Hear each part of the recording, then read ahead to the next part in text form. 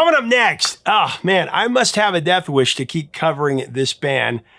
You know what I'm talking about. It's always a risk here. But I do have the final part of my interview with one of the greatest producers of the 70s and the 80s who produced most of the tracks on the biggest selling album ever, as well as all the tracks on the fifth biggest selling album ever.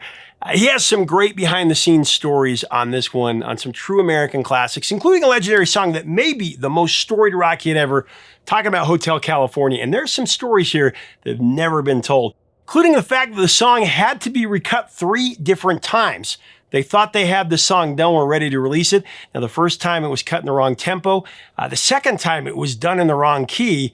And then the third time was the charm. Then this producer got a front row seat to the greatest guitar battle of all time when the dual solo was recorded. He'll share that next. Then there was a classic song that was just Joe Walsh's warm-up exercise. The Eagles talked him into making it into a song. And then there was the hit that was a source of contention between the guitarist and the lead singer. The guitarist wanted to sing it because he brought it, but the singer outfoxed him and got his vocal down on the final mix. These stories and more are coming up next on Professor of Rock. Hey, music junkies, Professor of Rock, always here to celebrate the greatest artists and the greatest songs of all time. You know, if the smell of Play-Doh takes you back to the good old days, you're going to dig this channel of deep musical nostalgia. I love the smell, I got to be honest. Make sure to subscribe below by clicking the white button. I know you'll find something to dig on here. Also, make sure to check out our podcast on Apple and Spotify or wherever you get your podcasts, because we have new stuff that's not on here, on there. All right, it's time for another episode of our series, Revelations, where featured artists go deep on their greatest songs and their greatest albums, and you'll get insight into the biggest hits of all time that you will not find anywhere else. You'll be the king of the water cooler on this one. You know, we have a true legend today on the show. He doesn't get the credit he deserves, but great producer, Eagles producer Bill Simsick. And he tells the stories behind the band's last couple of albums, including Hotel California and The Long Run. Now, Hotel California took quite a few recordings to get just right. The first version, the tempo was off. And then the second, which was almost released, was recorded in the wrong key, apparently. Luckily, they recorded it a third time, and they got it. And they got what they needed there. Welcome to the Hotel California. Bill got a front row seat to watch Don Felder and Joe Walsh battle it out on the greatest dual guitar solo ever. And there's some cool stories there. And then there was the song Victim of Love. The guitarist Don Felder brought in. He wanted to sing it. He apparently put down a scratch vocal on it. But it didn't meet Eagles standard. So Henley took over. Actually, the band's manager took Don Felder out to dinner. This gave Henley enough time to record the vocal that ended up being the final master, and Don Felder was not happy about it.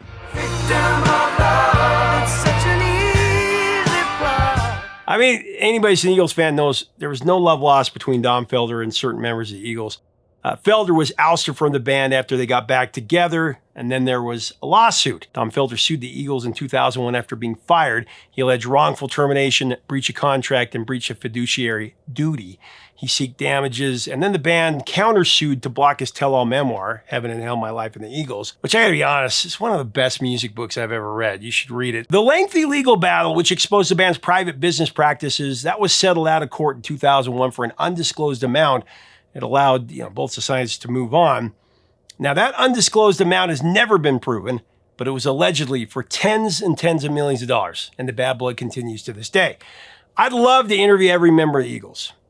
It'd be interesting to interview Don Felder as well. But I've actually been told between the lines that if I ever want to interview a certain member of the Eagles, I better not sit down with Felder or I'll be shut out. Can't we just all get along? Let's get into the interview. Here it is. Let's start with Hotel California. Tell me about when you first heard it. And I mean, of course, I know it started with Don Felder sending the instrumental in, but give me a background on that. I remember when Felder brought in that cassette, and it was at Criteria, and we did most of that album at Criteria. And I remember 2 or 3 things go by, and I'm like, yeah, that's nice. Oh, yeah, that's nice. And then that 12-string came in. It was like, and Henley's are perked up. Wait a minute, what's that? I want to write to that. On a dark desert highway, cool wind in my hair. And so we started demoing it, and we had no words, just started playing along to that thing.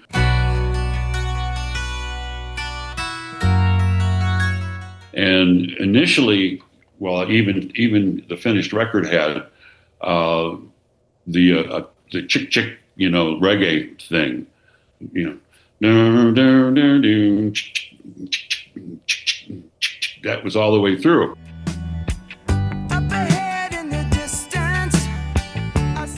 So we initially called it Mexican reggae, and the first time we did it, we cut the track, and Henley started writing to it, and he comes in and he goes, "No, it's too fast or too slow. I forget, it was one or the other, too fast or too slow." So okay, we got to cut it again. So we cut it again, and he writes more, gets deeper into it, comes back and goes, "It's in the wrong key." So now we got the right key, the right tempo. Then we cut it the third time, and that's the one that you hear. Welcome to the Hotel California. On your one hand, you can count the song, Stairway to Heaven being one of them, in Hotel California. There you go. There's the songs that will remain for hundreds of years a mystery. And you can dissect it out. You can say, well, this is what it means. Well, this is what it means. But it's like Don Henley has said multiple times in interviews, it means what you think it means, I mean, different people have different interpretations. I know the dark underbelly of the American dream, idealism realized, idealism thwarted, illusion versus reality, all the types of things. I mean, when you go... All the devil worship. I know, exactly. The backwards echo stuff, and oh my God. Which only adds to its mystery. It's just you really can only think of a few songs. I guess Bohemian Rhapsody is probably the other one. There's three songs. I would put that in there, yeah. That are really Stairway to Heaven, Bohemian Rhapsody, and Hotel California. That are like, you can't see through these songs. These are songs that you can't even really explain. They're mysterious, they're otherworldly, they're haunting, they're but I would argue that Hotel California, at least for America, fits a little bit better in the American story. Right. Yeah.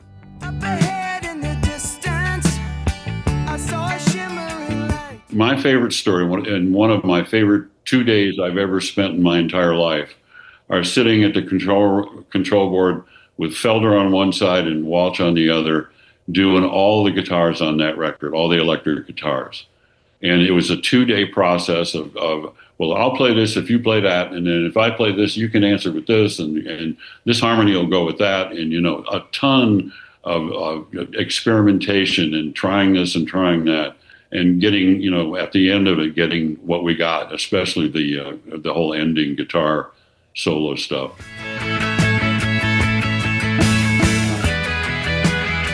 But even the guitars in the song itself, it's just like such a well-constructed piece of work.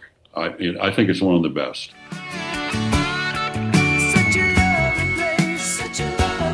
Absolutely. I mean, it's been named the #1 guitar solo ever on several lists. Yeah, exactly. Well, and I don't think it can be argued. It's definitely, I mean, I'll argue this till the cows come home, but it is the greatest dual guitar solo ever. Right. There's I agree. No question about that. Yeah.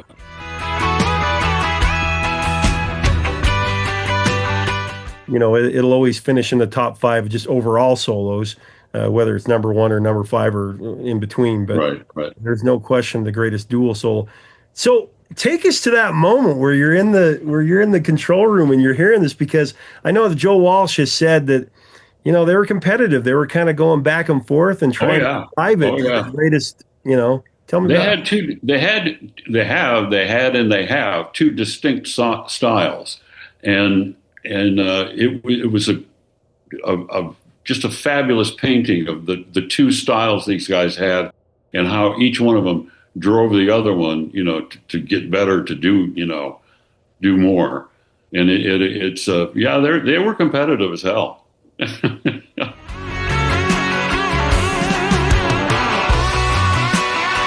Well, and the fact that Hotel California came out, and I know Bicentennial was a big factor too in what Don Henley was saying when he was writing the lyrics. He was like, as American cultural mythology that's been created by both film and the music industry and everything like this, and we're in the Bicentennial, are we going to have in America the same idealism with the powers that are the struggle. And here we are. We're coming up on a big 1976. That'll be maybe it's time to get back together, write another one. Well, speaking to that, that's what the last resort, referred to was all about. Just Yeah. are we going to make it? They call it paradise. 250 years. I think it's high time for the Eagles to write another one. We need that more than ever right now. We need a song like that more than ever. Am I wrong? Yeah, true that. Check out anytime you like, but you can never leave. Well, Life in the Fast Lane, there's been so many great urban legends about how that song came to be that, Glenn was in a high-speed chase, drug dealer in the car, and Life in the and it's so cool how Glenn comes up with these. He'll like, lion, wait a second, that lion eyes he had, give me a cocktail neck. Yeah, exactly. Yeah. Yeah. And the same thing with Life in the Fast Lane. Tell me about that, though, because that was such a rocking song. Life in the fast lane, surely make you lose your mind. Joe had the lick, and the doodle doodle doodle that was his warm up, one of his warm up licks.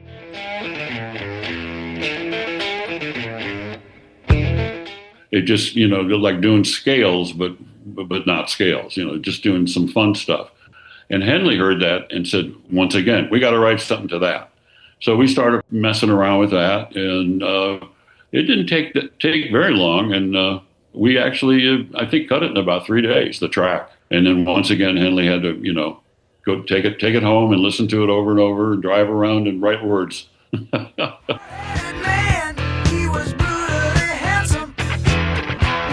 Well, it became a huge thing too, right? Yeah, oh yeah. The Fast Lane became a popular part of the phrase. Yeah. I enjoy that. I enjoy when you hear like newscasters or somebody or somebody talking about something entirely different. They go, well, that's Life in the Fast Lane, or you can check out anytime, when you stick these phrases in the lexicon of the country, that's fun to hear that come back. Life in the fast lane. Yeah, and I love too that it's one of these songs that just Joe Walsh was best. It was kind of like an exercise, right? Just That's where it started. Yeah, and they heard her like play that again. That's and Felder jumped in on it too. I mean, it was like I think he was the one that started with the which fit with Joe's diddle diddle diddle doo doo, that thing.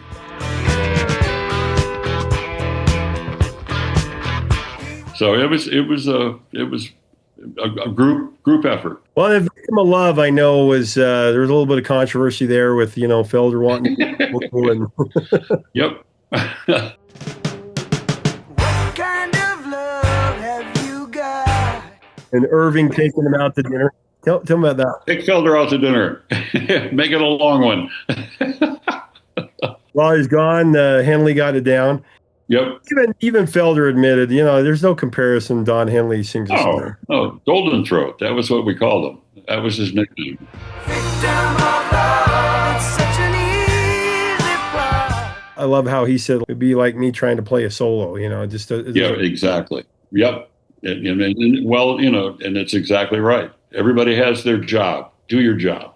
Show me what kind of love have you got? That's what made Eagles so prolific and why they were number one, because they knew how to do that just so well. What kind of love have you got? Jumping into the Long Run, that was a long album recording process. 18 months. And it's interesting because talking about how things coming into the culture with Hotel California and the Bicentennial and 76, Long Run was coming right at the change of the 79 going into 80 and the changes that were happening in music.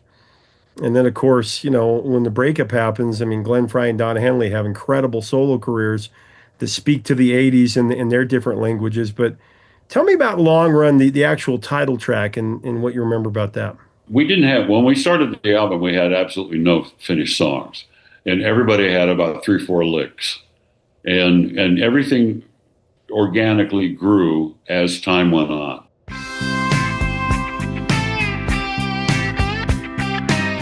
It was always, let's work on this, let's work on that, let's work on this.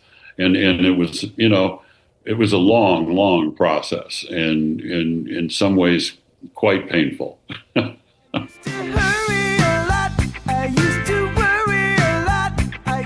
Every one of the tracks on that album was a struggle. I'll tell you that. I mean, when you start with nothing, everybody's in it, and I will say this: it was a lot of every man for himself, as opposed to all for one, one for all. And so it was a tough record to make.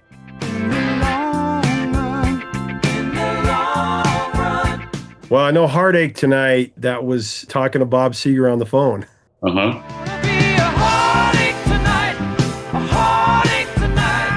I remember when Bob came out and was in the studio when we cut that track. Somebody's gonna hurt someone before the night. He had a lot to do with the writing of that, that's for sure. That was probably one of the more easier ones to do, because they knocked the lyric out pretty quickly, and it's a pretty basic track, if you will, musically. I mean, it isn't really experimental or anything.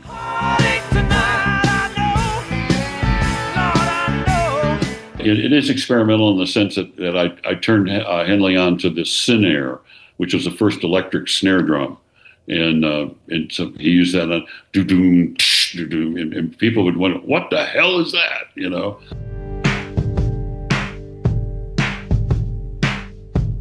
I mean, it sounded like somebody punching somebody of the song. And to offset that, during those sections, I had Henley play a marching drum to match the bass drum.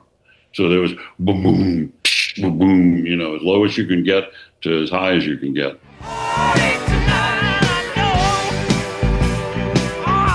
Just to end on, maybe just, I can't tell you why, because, Timothy B. Schmidt coming in from Poco, the farm team for Eagles. Really, for bass players. Right. That's it. Play bass, sing high. Yeah, exactly.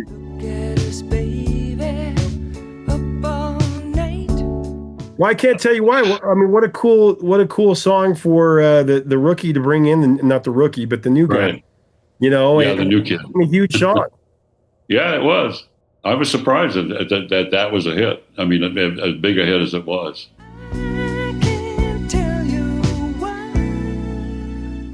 Yeah, in fact, I remember Glenn saying that if he were to put 2 songs in a capsule of what the Eagles' best songs of what he hoped people would know of the Eagles, it would be that one and One of These Nights.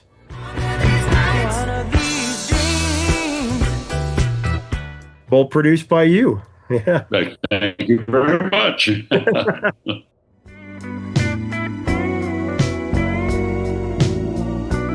But thank you so much, and thank you so much for the music. You're very, very welcome. My pleasure.